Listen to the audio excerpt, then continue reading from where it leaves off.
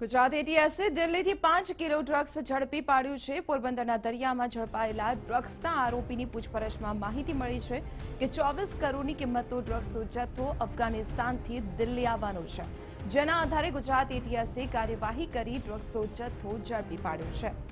મોટા પ્રમાણમાં ડ્રગ્સ મળી આવ્યું છે અને આ તમામ ડ્રગ્સ અફઘાનિસ્તાનથી આવી હોવાનો ખુલાસો પણ થયો છે। 5 કિલો ડ્રગ્સ એટીએસ દ્વારા ઝડપી લેવાયું છે। દિલ્હીથી 24 કરોડની કિંમતનો આ ડ્રગ્સનો જથ્થો ઝડપાયો છે।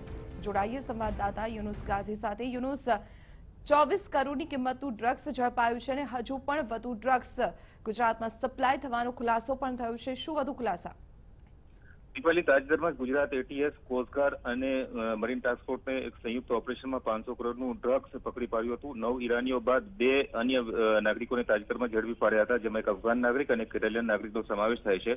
આ બંનેની પૂછપરછમાં ઘટસ્ફોટ થયો હતો કે જે અફઘાન નાગરિક નિયામત ખાન છે, તેને ભૂતકાળમાં પણ કચ્છના સમુદ્ર કાંઠે એક મોટું ડ્રગ્સનું કન્સાઇનમેન્ટ ઉતાર્યું હતું અને તેમાં જે આઈસ તરીકે ઓળખાતું મેથાફાઇન નામનું જે ડ્રગ્સ છે તેનો 10 કિલો જેટલો જથ્થો જે અબ્દુલ સલામ કુન્ની છે તેને આપ્યો હતો અને તે પૈકીનું 5 કિલો જે ડ્રગ્સ છે દિલ્હી સ્થિત જે અબ્દુલ સલામ કુન્નીનું નિવાસ હતું, પહાડગંજ વિસ્તારમાં આવેલું હતું, ત્યાં રાખવામાં આવેલું હતું। ગુજરાત એટીએસની એક ટીમે આજે ત્યાં રેડ કરીને તપાસ કરતા આ 5 કિલો જે ડ્રગ્સનો જથ્થો મળી આવ્યો હતો।